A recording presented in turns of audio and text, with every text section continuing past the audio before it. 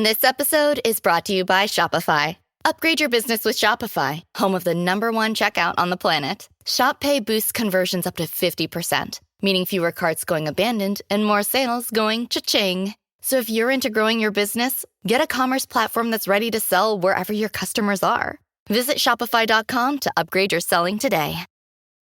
One of my close friends, Lauren, is a single mom, and she's taught me a lot about the paradox of Wednesdays. Wednesdays are an interesting thing because it is very common, I think, for divorced parents to split custody with one parent getting the Wednesday and every other weekend. And why Wednesday? I don't know who did that. Is it because it's like midweek, so it's like you don't go too long without seeing your parent? I think that's probably part of it. And I should say a lot of people do it this way. Meaning, when Lauren doesn't have her kid on a Wednesday and is actually free, a lot of single dads can't go out because many of those dads do have their kids on a Wednesday. That's the night I have to socialize, to see my friends, to go out on dates, and that is the night that a lot of men are not available because they're with their kids. I guess the primary custody people can date the primary custody people. Right, so that needs to be a category on Bumble. Hey, free startup idea. A dating app for people who can only date on Wednesdays. From the Boston Globe and PRX, this is Love Letters. I'm Meredith Goldstein.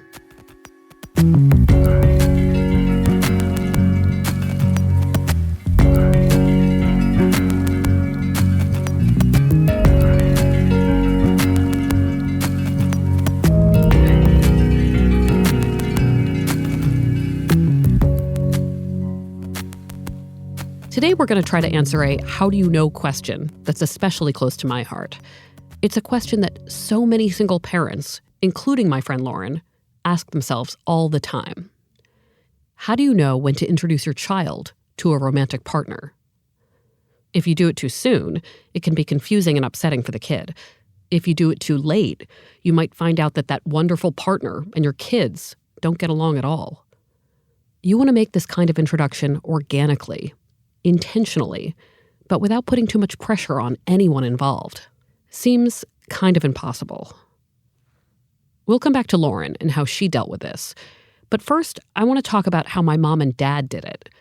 And for this, I'll need some help from an expert source, my sister Brett. I wanted to talk a little bit about us meeting our parents' significant others.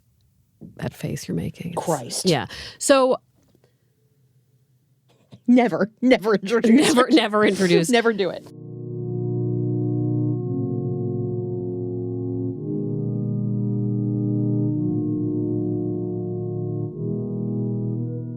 Our parents got divorced when Brett and I were 13 and 9, respectively.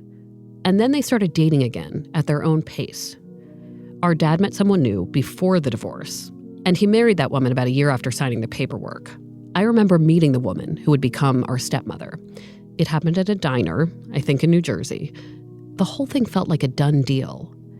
And I remember I was annoyed that my dad wanted my immediate endorsement. Our mom, who was the primary parent, waited a few years to start dating. But when she did, she made up for lost time.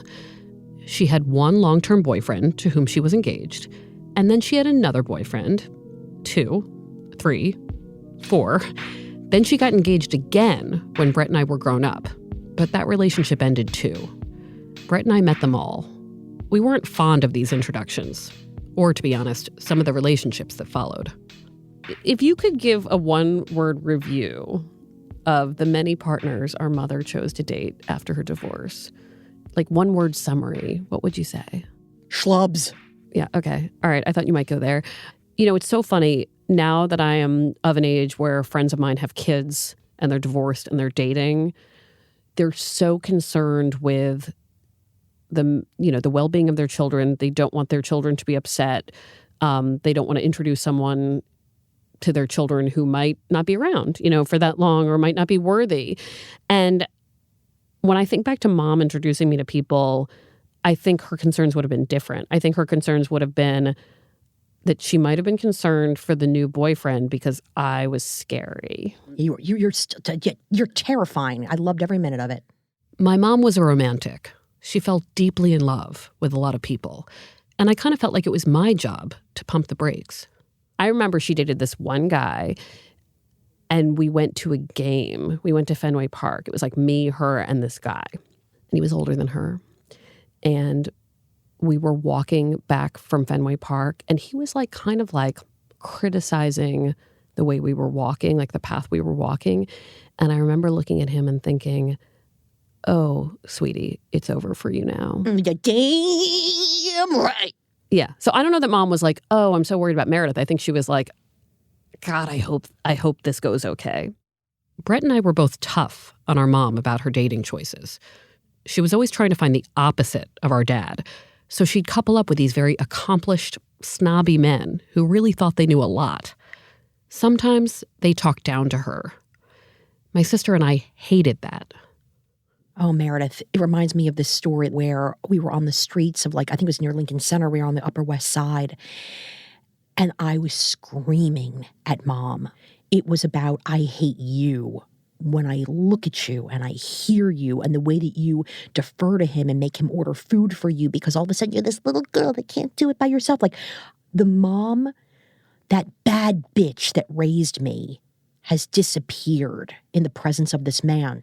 It was like, I want for you to be the strongest, best version of yourself if you're in partnership with someone. It is absolutely about taking care of the parent.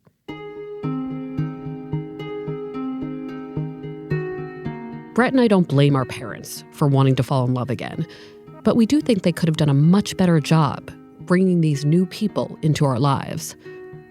I think that's why Brett and I both have so much respect for my friend Lauren, whose story I want to get into today. From my view, Lauren is so thoughtful about her romantic life and how it affects her kid. She's got one priority, and that is her adorable and funny 10-year-old daughter who calls me Mary, as in Merry Christmas. But Lauren has had some doubts about how she's approached this in the past. Lauren and I got to know each other in college. We weren't super close then, but I always really liked her. After graduation, she gets serious with a guy. We got married. And then life is... Great wedding. Great wedding. Great wedding. So many people have a great wedding. It's a great wedding. The next step feels like it should be kids. But it isn't easy. They try to get pregnant and it doesn't work. They try fertility treatment and are successful. Lauren is ecstatic. But during the pregnancy, her relationship with her husband becomes strained. She's confused about it. We fought a lot. He was not around much. Shortly after Lauren gives birth, her husband gives her some news. He doesn't want to be married anymore. They start the divorce process. Lauren suddenly finds herself a single parent with primary custody of a very young child. So I will say the very beginning was rocky, and then it wasn't. We figured it out. She never knew any different. And he was enthusiastic about her.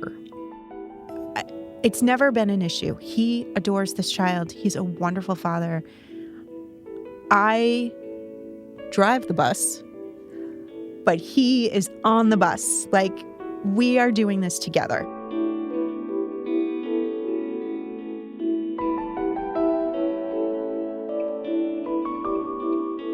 This is when Lauren and I got really close. I'd heard she was single, and then we realized we both liked a television show called The Vampire Diaries. I'd go over to her place, and her daughter, who was barely a toddler, would be asleep, or sometimes wide awake in her lap. And Lauren would be like half engaged with the show, half dozing. A CW show about hot, blood-sucking teenagers was about all she could handle. Her ex had their daughter mostly on Wednesdays and every other weekend. The rare time that Lauren had to herself, she spent organizing her life, or sleeping, or catching up on work. She was in no place to look for a boyfriend. But even in the beginning, when it was a Wednesday, I guess, at that, when I think about those first 3 years, or maybe 2 years especially, you would not have considered dating. Not really, right? No, it was a lot of couch time on a Wednesday. So it's funny you say 3 years, because 3 years was the point. That's how old she was when I started dating again. sometimes Lauren and I would talk about dating, and I would give her pep talks. I would tell her that she was super attractive, both in appearance and in personality. I'd remind her that all of my other friends seemed to have crushes on Lauren. I assured her that of everyone I knew, she was the person who was most likely to find a partner. You said to me, because I got divorced and everybody was still getting married. And you said to me, Lauren, we are 10 years away from a great crop of divorce guys. You just have to hang in there. And we're about 10 years out, right? Yes. Like, where is this? Are you mad at me? Where is this harvest I've been promised? It's about 3 years after Lauren's daughter is born that another one of her friends gives her some tough love. My best friend says to me, okay, you're not dead. Like, you can't give this up and shut this part of your life down. It is time for you to date. I'm telling you now, like, I have no more patience with this. You have to start to date. And I remember feeling a little bit bullied about it and thinking, she doesn't know, right? Like, there was a lot of self-righteous, like, she has no idea how hard my life is. And then I was like, okay, after I calmed down, I'm like, she's right. Lauren decides to try out online dating. She finds some success with eHarmony. She meets a man, a single dad, and after a few months, they're still dating. I get to meet him. I remember him being cute. He was wearing a very nice sweater. But Lauren's biggest question isn't when to introduce her boyfriend to me. Obviously, she's much more worried about when he should meet her daughter. So we have a stipulation in our divorce agreement that you cannot introduce a new partner to our daughter before you've been together for 6 months. This was just like, I think, fairly standard language that our mediator suggested, but I really kind of agreed with. I thought, okay, at that point, I think you would know whether or not is this going somewhere or not, and you don't want to be introducing like a parade of people to your child. For a while, Lauren doesn't mind keeping her dating life and her home life separate. I really liked at the time that it was something that was just for me, that it wasn't a part of this life I had as a mom.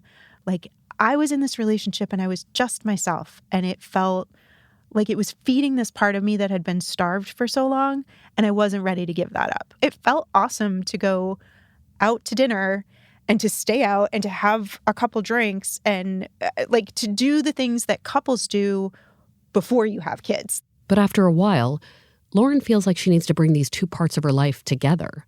She wants to know if this guy is going to get along with her kid, so she has a few people over. He is one of them. Lauren's daughter is not introduced to him as, here, meet my boyfriend. He's just another guest because this is a test run. We were sitting on our back patio. He was in like one of the chairs. I was either sitting or standing across from him, and she was just running circles around the table. I mean, she's 3.5. As one does. She's just a lot of energy. She was just running around, and he was just kind of like, whoa, this kid's out of control. She's out of hand. And he didn't comfortably interact with her. Did it make you think this is not going to work? Yeah. Like, we didn't break up immediately, but it was definitely like, okay, this is really important information. He doesn't think my kid is the best thing ever, right? Like, he doesn't get how wonderful she is. It turns out the guy beats her to the breakup. He broke up with me in an email. Awesome. I was at work. I picked up the phone, as grown-ups do, and I said, did you just break up with me in an email? And there was a lot of stuttering and like, no, we need to talk. And I was like, okay. Lauren is single again for a while. She does a little bit of dating. But mostly, she spends her free Wednesdays and every other weekend catching up on work, cleaning the house, seeing friends like me. But then, someone new appears on the scene. Tell me how that starts. He slid into my DMs, Meredith. Before that was even a thing. You're right. He did. He might have invented sliding into a DM. Yeah. Before the kids were saying it, it happened to me. This guy is a former colleague of Lauren's. They'd known each other years earlier when they were both married. He reaches out by saying that he was thinking about her. And it comes out that they're now both single. He lives a short flight away and travels a lot for his job. yeah, the next time he was in town, we got together and had a drink. And I actually remember very clearly walking to this bar to meet him and texting you and saying, I think that this is a date. You were like, you have to go in there. And I was like, I don't know that I want. Like, I was not thinking about him at all in that way. And it was a date. It was a good date. It was a great date. We stayed for hours. We talked. I was like, I have a lot in common with this person. He was very vocal about his admiration for the fact that, like, I was doing this mostly on my own. And I felt seen.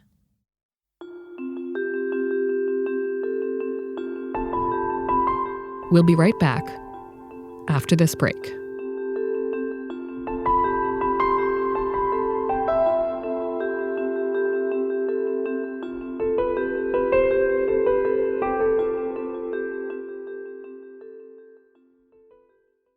Here at Life Kit, NPR's self-help podcast, we love the idea of helping you make meaningful lifestyle changes.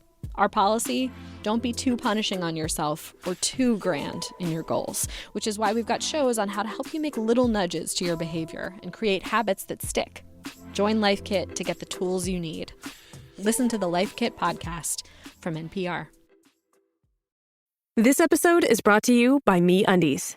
While MeUndies can't totally help your love life this Valentine's Day, they can offer you insanely comfy undies and loungewear to buy or gift. MeUndies has so many awesome Valentine's Day prints and styles. Plus, you can match with your partner, friends, or even your pets. This Valentine's Day, give the gift that'll keep them thinking of you and score huge site-wide savings at MeUndies.com/Spotify. That's MeUndies.com/Spotify. MeUndies. Comfort from the outside in.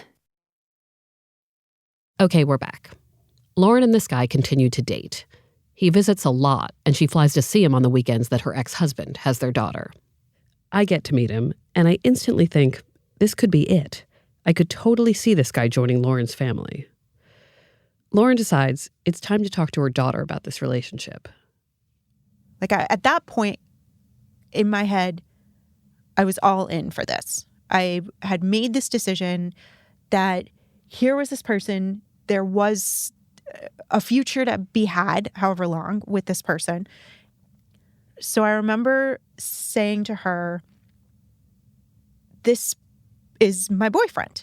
And what that means is it's a little bit more than a friend.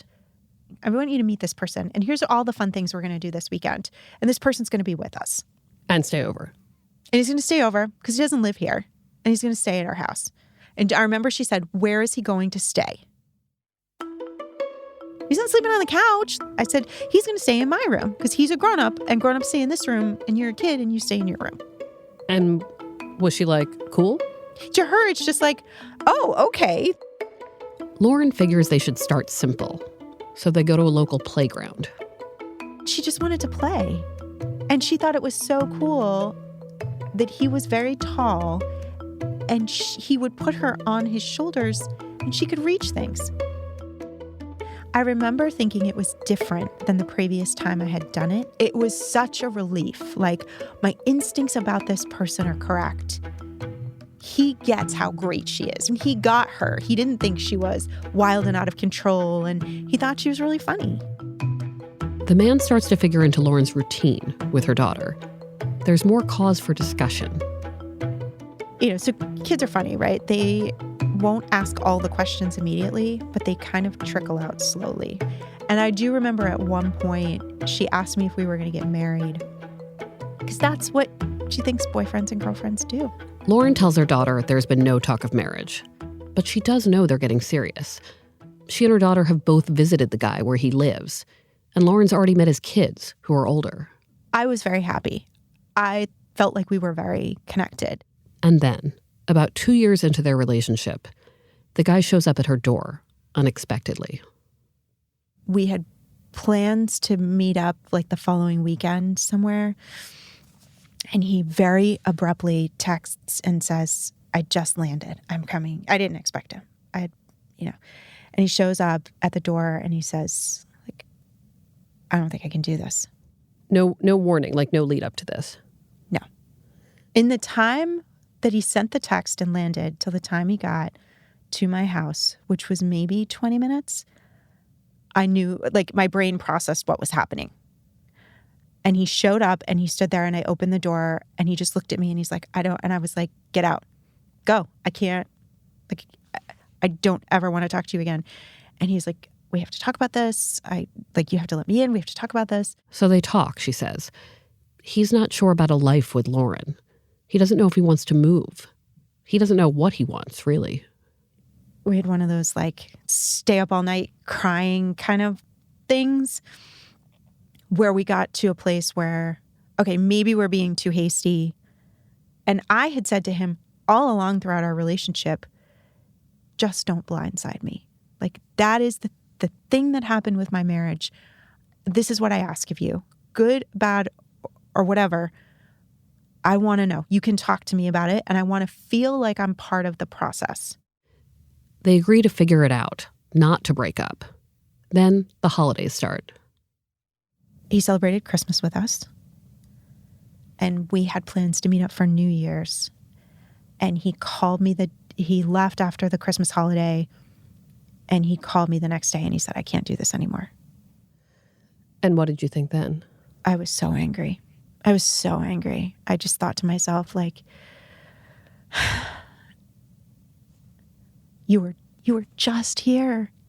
You behaved as though we were a family. We celebrated this holiday together with my child, which, you know, to a 6 or 7-year-old child, Christmas is a big deal. Like, she's old enough to remember. And how could you give me no indication? Like, I was so angry. When you're a single parent, you can't do what I do after a breakup. You can't just sit around and be miserable and eat 6 boxes of Frosted Flakes. You still have to function because you have a kid who needs you. Lauren also had to share the news about this breakup to her daughter, who had really gotten to know this guy. She obviously saw that I was upset. And so I said to her, you know, we've decided that we're not going to be boyfriend and girlfriend anymore. And I'm sad about that. Do you think, what was her response? She asked if she would ever see him again. And I said, no, probably not. And she asked if she would see, like, his one niece that she knew that was close to her age and she kind of had become a little bit friendly with. And she said, will I ever see her again? And I said, you never know, but probably not right now. Like, that's not something that's going to happen in the immediate future.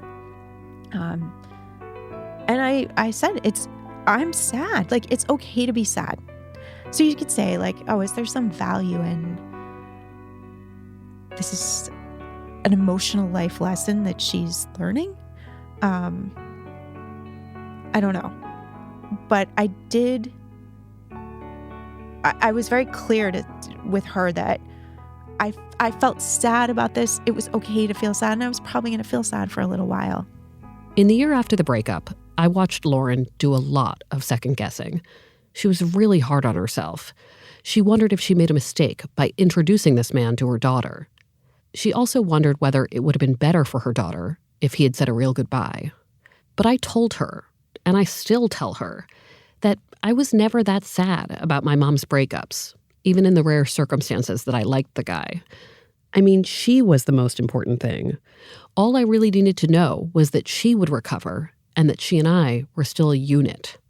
Seeing my mom hurt was what hurt me, but it was also an experience that taught me empathy. And, you know, that adults are human too. It's now been a few years, and I found out that Lauren's daughter was very excited to know her mom was going to speak on an important podcast.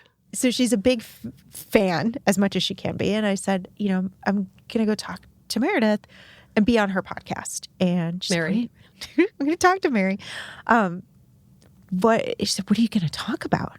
She's way into it. And I said, well, this is, you know, the theme is how do you know?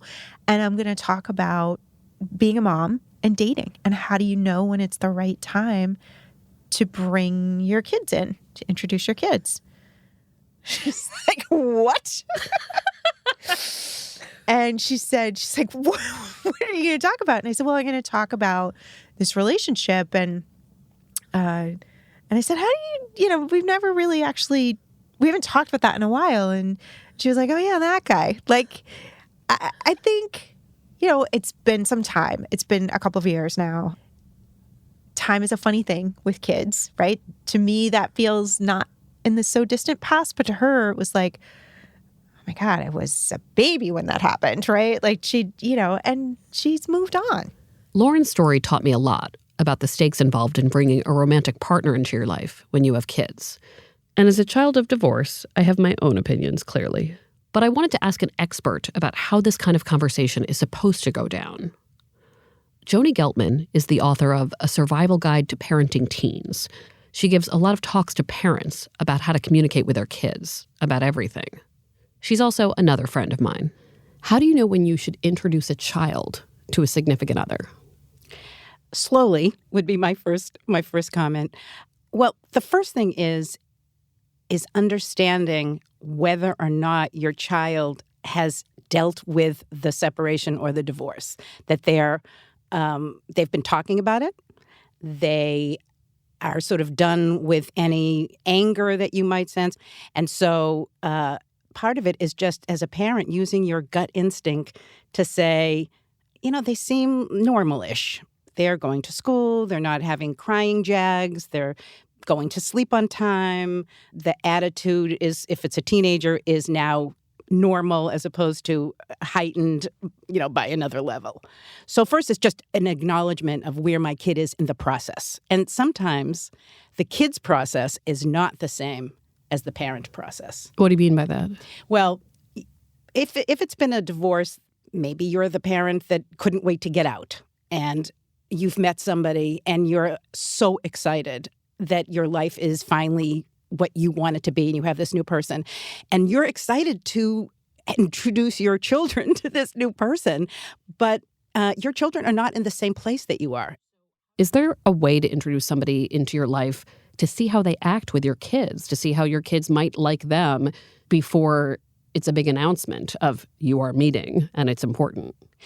I think it's having a situation that is not loaded. So if you invite the person over to have dinner with you and your child, that feels like a loaded situation for everybody. Uncomfortable for the person and uncomfortable for your child. I think a lot of it has to do with expectations. It's not a time thing. It's more the person who's introducing has to feel comfortable in their readiness to be open to whatever the experience is. Joni says that if parents are unsure about how their kids feel about their dating lives, they should ask, even if it's hard. Oftentimes in my work with parents, I'll say, well, how is your kid doing with the separation or the divorce? And they go, oh, he's fine, or she's fine. And well, how do you know that? And they will say, well, they don't talk about it anymore. And that to me is the red flag.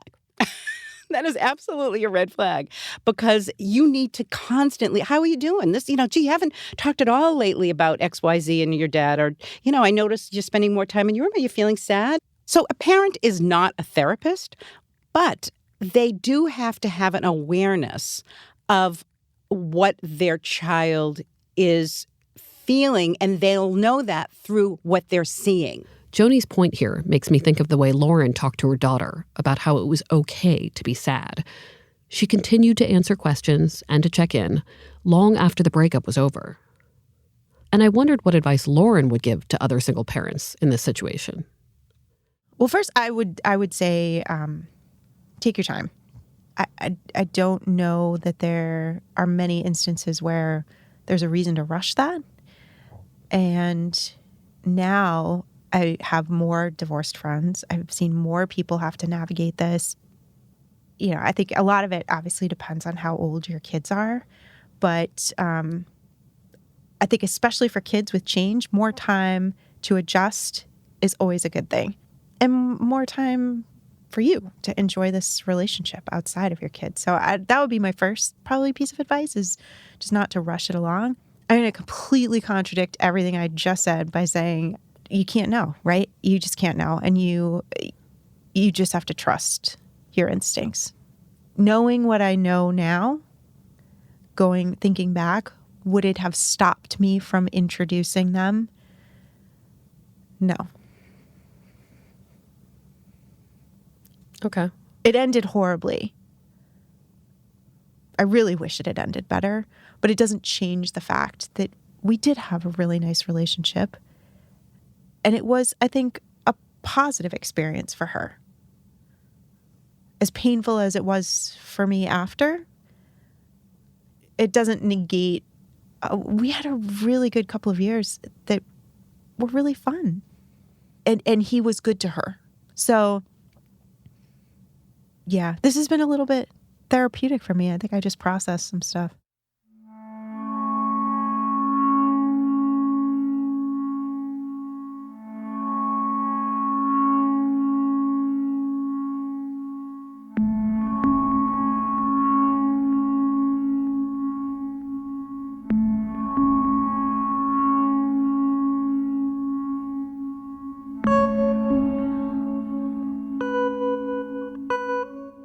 I've processed a bit myself.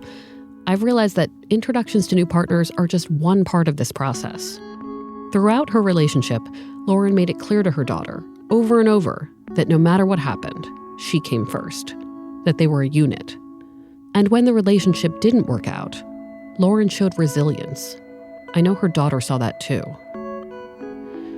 I'm confident that Lauren's ex is not the last significant other her daughter will meet, because at some point, Lauren is going to find a lovely partner. I mean, I did promise her a harvest of divorced men. The harvest is coming. Any minute now. There's going to be like All the divorced men, they're like, a plethora of men coming out of the cornfields. They're like, I'm 43. I've got a nice jaw. I'm divorced. And now I'm ready. I'm going to hit the gym. I'm going to date some women. Any second now. I'm going to go sit outside and wait for it. Should I even tell her the way that I feel? The way she looks at me so tender, with a smile that is real. Love Letters is a production of the Boston Globe and PRX. Our senior producer is Amy Padula. Our executive producer is Scott Hellman. Ned Porter does our audio mixing, sound design, and mastering. Devin Smith is our audience engagement manager. Special thanks to Brian McGrory and Linda Henry. Our music is from APM. How did you know something in your relationship? Are you struggling with this question right now? Do you have a love problem? Any love problem? Email the team at loveletters@boston.com or find us on Twitter @lovelettersblog. And if you like the show, please leave us a review on Apple Podcasts. Learn more at loveletters.show. And remember, if you're going to date my friend Lauren, I have to approve of you. And I guess her daughter does too. I'm Meredith Goldstein. Thanks for listening.